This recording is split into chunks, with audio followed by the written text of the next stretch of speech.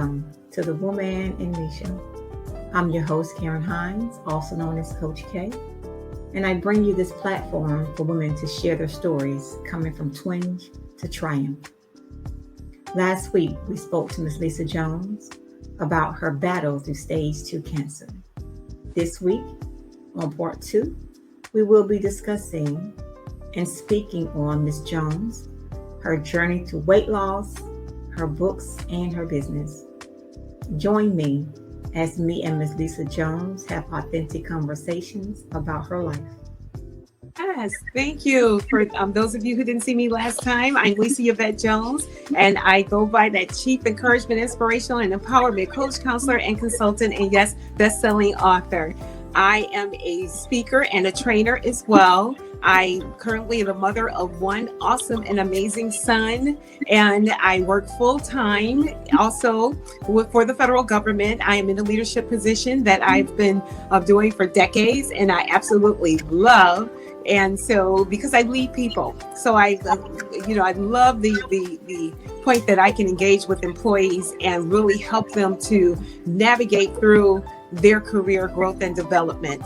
I am also the new and proud owner of I Care Leadership. Yes, I cultivate those authentic relationships to empower.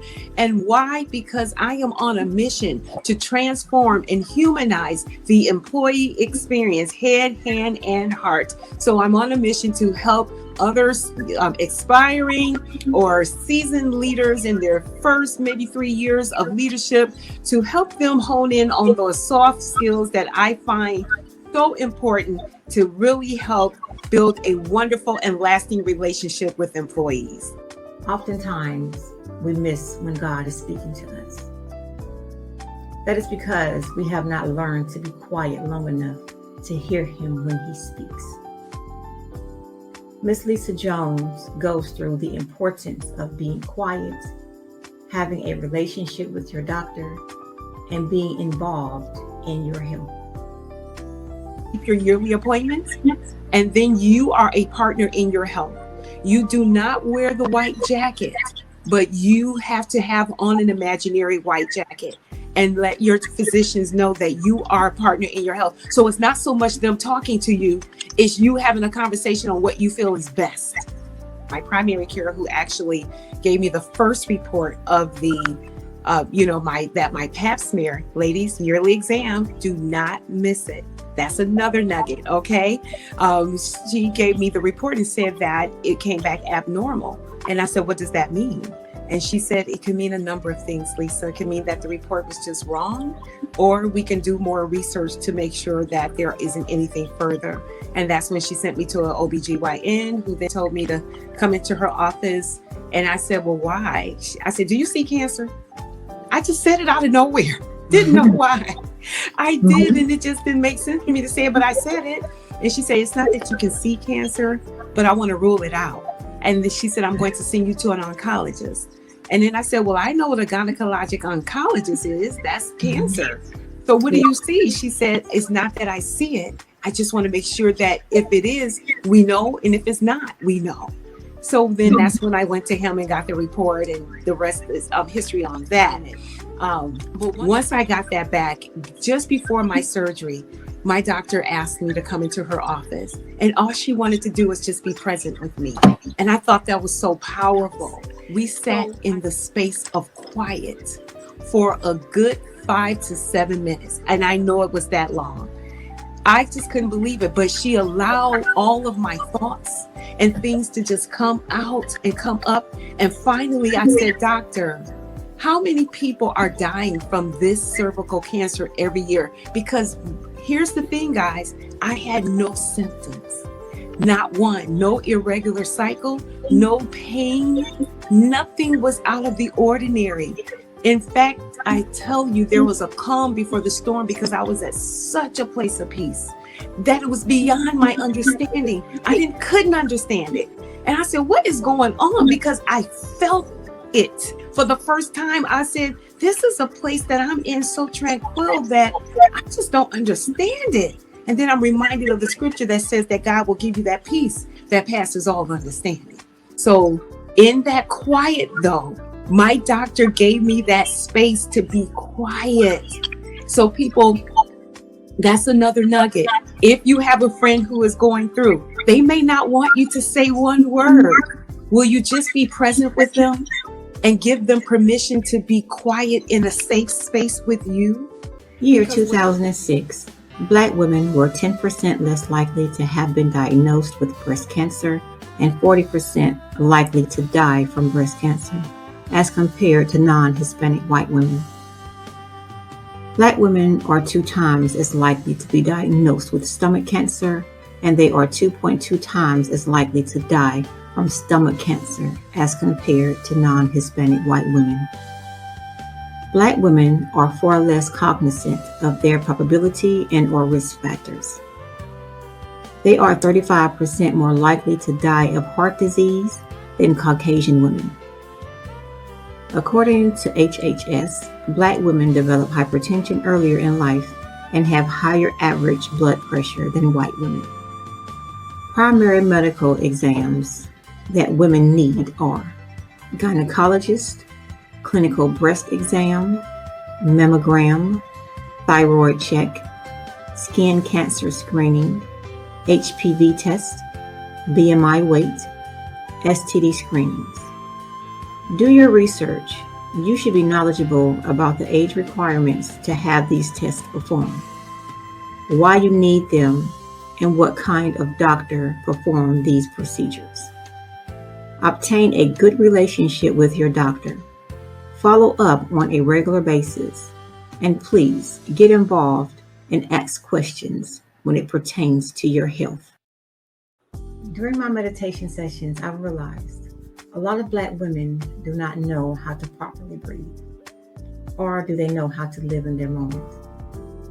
Me and Miss Lisa Jones will briefly discuss the importance of living in your moment and breathing. Everything, is not for everybody. You just have to listen, and how I went from medication to meditation is me meditating on his word, and listening to him when he's speaking to me, because I have a tendency to talk. I was so stubborn to where I didn't want me to tell me what to do. I didn't want to listen to me. But it's a time, when I say peace be still, he couldn't tell me to peace be still. He just shut up. Okay. Shut up. Because I talk, and I be talking, back and forth with myself because I don't want to hear me. Yes. And it's a battle of the mind. So you have to clear your mind, sit and you focus. You sit down, you be quiet, and you just learn to listen. Yeah. Because if you do not listen, you're going to miss it. You are. You're going to miss it. One of the things that people don't even realize that the word listen and the word silent have the exact same letters. The exact same letters. And that's, I believe, strategic as well. So that's just a nugget too. When people want to talk, just realize, turn those letters around and take some time to be silent. Exact same letters. And one thing I want to add is breathe. Yes. We as Black women do not know how to breathe. I didn't realize we can shallow breathe. I know I would look at a little newborn when they're born and I see that they can breathe it from their stomach and then their chest or what have you. Then I go, they're just so these little quick little breaths. But then I realized one day when I was watching this program, I was a shallow breather, that I don't take full breaths. So I am so intentional now. And if you even say the word breathe like you just did, I did like this. I saw you. I saw you. Yeah, I'm like, she breathing? I said, as soon as you said it, it was like, okay, it is time for me to take a deep breath and let it out, because it calms me down so much. So, oh my goodness, I'm so glad you mentioned that. What are some of the just take the time to focus on what's there in front of you. Absolutely. And stop worrying about yesterday. Stop worrying about tomorrow. What are you doing now? What's in front of you right now? What can you control right now? Absolutely. And we have to take those now moments to get clarification and to get us together, get focused, mentally, physically, emotionally. Yeah. Stop worrying about the next person. Stop worrying about what the next person is doing, what they have that you don't have. Exactly. and just focus on what God blessed you with Yeah. and move forward in life. Things are distracting. Meditation is a simple and effective method to improve the quality of lives and develop inner peace, relieve stress, and provides mental clarity. Meditation can help you unlock your potential, understand emotions, improve constructive feelings, relationships, and the flow of positive emotions. Apart from improving overall well-being, your happiness, meditation helps your memory stay sharp and your concentration remain stable. Another benefit to meditation is helping you fall asleep. Meditation triggers the relaxation responses. It is estimated that 50 to 70 million Americans frequently suffer from sleeplessness, hindering daily functioning and negatively affecting health and longevity. For more information about meditation, contact Preeminent Life Solutions LLC today. Ms. Jones, what motivated you to lose weight and go on this weight loss journey? And how did you maintain your weight throughout the years? Weight Watchers, I did the bariatric surgery, the sleeve procedure, and I initially lost about 69 pounds. Well, I was 362 pounds. So losing 69 pounds was not going to be the answer for me, but I had to keep going. But the whole point was for me to change the narrative that I wanted to, God gave me a second chance. I wanted to live and not die, and I was going to live and not die. But here's the thing. I knew that I can be in my 40s and my 50s and my 60s, my 70s and my 80s looking good, because there are too many stories out there of women who are doing it. And all of a sudden, those women started coming up in my news feed. You see what I'm saying? When we think about, we grow in. So when I started seeing Miss Ernestine Shepherd at 75, 80, looking like she had a body of a 16-year-old with rock solid ass, I said, that's my inspiration. And more women in their 80s and 90s that look like they're in their 40s. I said, well, I can do that. And so I never gave up on my journey. The sleeve procedure did for me what I needed it to do. I was eating healthy, but I was eating too much. So it gave me the opportunity to have smaller portions, and my weight loss just came off slowly. I never gave up on me. I even went through a standstill for about 5 or 6 years where I just fluctuated between the same 226, 253. I would stay between those pounds.